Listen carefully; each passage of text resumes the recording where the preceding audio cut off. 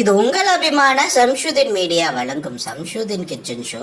இன்னைக்கு நம்ம சம்ஷுதீன் கிச்சன்ல பார்க்க போறது என்னன்னு பாத்தீங்கன்னா பிரிஞ்சி சாதங்க. பிரியாணி டைப்ல பிரிஞ்சி சாதம் செய்தா எப்படி இருக்குங்கிறத பார்க்க போறோம். அதுக்கு வெங்காயம் எடுத்து வச்சிருக்கேன், தக்காளி எடுத்து வச்சிருக்கேன், பூடு எடுத்து வச்சிருக்கேன். இதுக்கு பேர் தாங்க ரம்ப இலை. அதே என்னங்க ரம்பா இலை. ரம்பா இலையில இது ரம்ப இலை. சவுத் சைட்ல எல்லாம் இது நல்லாவே கிடைக்கும். இது போட்டு நம்ம பிரியாணி ஐயோ இல்லைன்னா வேற ஏதாவது பிரியாணி டைப்ல பண்ணாலும் வேற லெவல்ல இருக்கும். கூடவே பச்சை மிளகாய், அதுக்கப்புறம் அரை கட்டு புதினா, அரை கட்டு மல்லி எடுத்து வச்சிருக்கேன். 1 கிலோ அரிசிக்கு நான் பாத்தீங்கன்னா நான் வந்துட்டு ஒரு 600 கிராம் வெங்காயம், 500 கிராம் தக்காளி எடுத்து வச்சிருக்கேன். இதே அளவுல நீங்க எடுத்தாலே போதுமானது. கொஞ்சமா தேங்காய் எண்ணெய் விடுங்க, கொஞ்சமா நெய் விடுங்க. மீதம்லாம் ஒரு 100 ml நீங்க வந்து பாத்தீங்கன்னா ரிஃபைண்ட் ஆயிலோ உங்க ஆயில நீங்க விட்டுக்கலாம். அப்படியே நீங்க பயன்படுத்துங்க, போதுமானது. எண்ணெய் வந்துட்டு வெங்காயம் நனைகிற அளவுக்கு இருந்தாலே போதும், அதுக்கு மேலலாம் வேணாங்க. எண்ணெய் சூடாயிடுச்சுங்கிறதுனால நம்ம வெங்காயத்தை போட்டு இருக்கோம், அவ்வளவுதாங்க. இந்த அளவுக்கு நீங்க எண்ணெய் விட்டாலே போதுமானது. எக்ஸ்ட்ராவா விடணும்னு ஆசைப்படாதீங்க, அது தேவையில்லைன்னு தான் நான் சொல்லுவேன். அவ்வளவுதாங்க. இப்ப பாத்தீங்கன்னா வெங்காயம் எல்லாத்தையுமே நம்ம போட்டாச்சு. இப்ப அடுத்த ப்ராசஸுக்கு நம்ம போயிடலாம். அதாவது ரம்ப இலை. இந்த ரம்ப இலை எப்படி இருக்கும் பாத்தீங்கன்னா இதனுடைய வடிவம் இப்படிதான் இருக்கும். நல்லாவே பாத்துக்கோங்க. இது ருசி பாத்தீங்கன்னா மனம் வேற லெவல்ல கூட்டி கொடுக்கும். வெறும் பச்சை இலையே நீங்க கையில கசக்கினாலே கூட உங்களுக்கு நெய்ச்சோறு மனம் கொடுக்குங்க. இப்ப பாருங்க, ரம்ப இலையும் நம்ம பூண்டையும் போட்டு நல்லா வந்துட்டு லைட்டா ஒரு பரட்டி விட்டுக்கலாம். ரம்ப இலை எதுக்கெல்லாம் போடலான்னு பாத்தீங்கன்னா பிரிஞ்சி சாதமா இருக்கட்டும், பிரியாணி சாதமா இருக்கட்டும், அல்லனா பிரியாணி டைப்ல ஏதாவது நோன்பு கஞ்சி செய்யறதா இருக்கட்டும், அல்லது நெய்ச்சோறா இருக்கட்டும், இது எல்லாத்துலயுமே நாங்க கட்டாயமா பயன்படுத்துவோம் ரம்ப இலையை. நீங்களும் வாங்கி பயன்படுத்துங்க. இப்ப இந்த பாக்கெட்ல நீங்க பாத்தீங்கன்னா இந்த கல்பாசி, அன்னாச்சி பூ, பிரிஞ்சி இலை இதெல்லாம் கிடைக்குது இல்லையா, அதெல்லாம் ஒரு 2 பாக்கெட் போல வாங்கி நீங்க பயன்படுத்திக்கலாம். இது கசகசா அதோட சேர்த்து கொஞ்சமா நீங்க பாத்தீங்கன்னா இது தேவையில்லைதான். பொதுவாக நம்ம இது பயன்படுத்தக்கூடாதுன்னு தான் சொல்லுவோம். பட் அந்த பேக்கெட்ல இருந்ததுனால கொஞ்சமா நாங்க பயன்படுத்தி இருக்கிறோம். அதாங்க, வேற எதுவும் இல்லை. அஜினமோட்டோ உணவுல பயன்படுத்துறது நல்லதில்லைன்னு தான் சொல்லுவோம். பட் டேஸ்ட்டை என்ஹான்ஸ் பண்ணி கொடுக்கும். உங்களுக்கு ஷோ பண்ணுங்கிறதுக்காகத்தான் நாங்கள் அதை பயன்படுத்தணும். நீங்க வீட்டுல கூட அதை பயன்படுத்தாமலே சாப்பிடலாம். அது ருசியை எக்ஸ்ட்ரா வாக்கி கொடுக்கும் உங்களுக்கு. இப்ப பாருங்க, நல்லாவே வந்துட்டு இப்ப பெரட்டி விட்டுக்கலாம். கசகசாவை இப்படி பயன்படுத்தாம நைட்டே கசகசாவை ஊற வச்சு மறுநாள் காலையில மிக்சியில அரைச்சி விட்டீங்கன்னா அதுவும் டேஸ்டா தான் இருக்கும். இப்பதான் நம்ம இஞ்சி வெள்ளைப்பூடு பயன்படுத்தி இருக்கிறோம். பாத்தீங்களா, இஞ்சி வெள்ளைப்பூடு பயன்படுத்துறோம். இது கூட நம்ம பாக்கெட்ல தான் வாங்கி பயன்படுத்தணும்னா என்கிட்ட இல்லப்பா, அதனால வாங்கி பயன்படுத்துறேன். ஆனாலும் கூட நானே தப்பு செஞ்சாலும் அது செய்யக்கூடாதுங்கிறத உங்களுக்கு வலியுறுத்துவேன். நீங்க வீட்டிலேயே அரைச்சு பயன்படுத்துங்க. அதுதான் டேஸ்ட், அதுதான் மனம், அதுதாங்க நமக்கு லாபமும் கூட.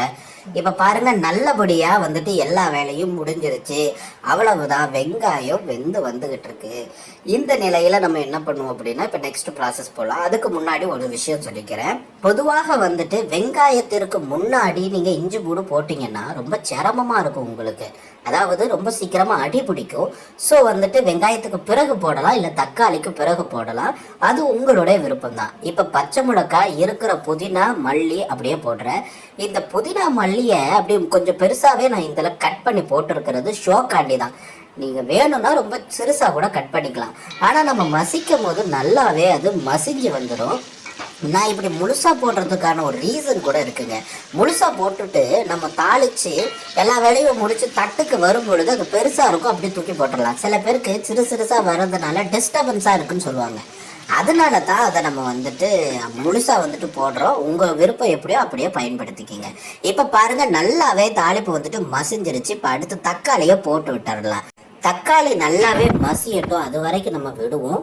சரிங்களா? இப்போ வந்து தக்காளியை வந்துட்டு எந்த அளவுக்கு பயன்படுத்தணுங்கிறத நான் ஆரம்பத்திலேயே சொல்லிட்டேன். நீங்க ஸ்கிப் பண்ணாம பாத்தீங்கன்னா தான் நம்ம சேனல்ல போட எல்லா ஃபுட்டையும் வந்துட்டு நீங்க அப்படியே வீட்டுல குக் பண்ண முடியும்.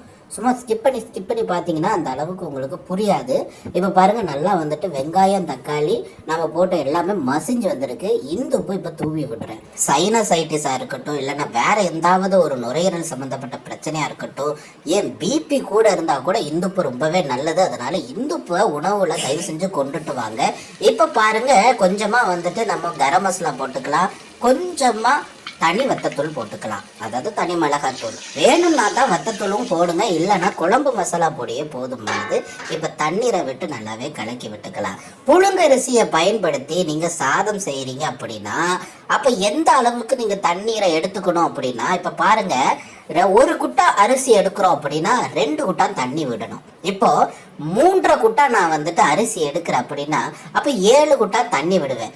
ஆனா 7 குட்டா தண்ணி விடாம நான் ஒரு 6.5 குட்டான் தண்ணி விடுவேன். ஏன்னா அந்த 1/2 குட்டான் தண்ணி நம்ம தாளிப்புல இருக்கக்கூடிய காய்கறியில இருக்கிற ஈரப்பதமே உங்களுக்கு போதுமானதாக இருக்கும்.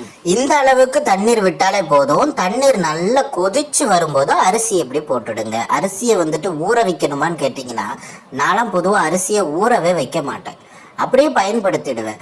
இதுதான் எனக்கு தெரிஞ்ச பதம். உங்களுக்கு ஊற வைக்கணும் அப்படின்னு தோணுச்சு அப்படின்னா அதுக்கேற்ற மாதிரி நீங்க வேக வைக்கணும். இப்போ நான் வந்து ஊற வைக்காமலே அரிசியை அப்படியே கழுவி போட்டுட்டேன், அவ்வளவுதான். இப்போ ஒரு கிண்டு விட்டுட்டு அப்படியே மூடி விட்டுடலாம். இப்போ கொஞ்சம் நேரம் கழிச்சு எடுத்து பார்த்தோம் அப்படின்னா நல்லாவே கொதிக்கும், கொஞ்சமா வெந்து நிற்கும் அரிசி. இந்த நிலையில வரும் பொழுது நல்லா ஸ்டவ்வை வந்து பார்த்தீங்கன்னா ஸ்லோ ஃப்ளேமில் வச்சுட்டு அப்படியே ஒரு மூடி போட்டு கிண்டி விட்டு மூடி போட்டு வச்சிடலாம். அவ்வளவுதாங்க. இப்படி வச்சுட்டு நம்ம வந்துட்டு கொஞ்சம் நேரம் நம்ம விட்டு அதை எடுக்கணும். எவ்வளவு நேரத்துக்கு நம்ம அப்படி எடுக்கணும் அப்படின்னு பார்த்தீங்கன்னா சரியா 20 நிமிஷம் நம்ம வந்துட்டு அப்படியே மூடி போட்டு சிம்மில் வச்சுக்கணும். அப்படியே அந்த தம்முலையும் வெந்து இப்படி வந்துடும். அவ்வளவுதாங்க. நீங்கள் செஞ்சு பார்த்துட்டு கமெண்ட் செக்ஷன்ல மறக்காமல் சொல்லுங்கள். பாய்.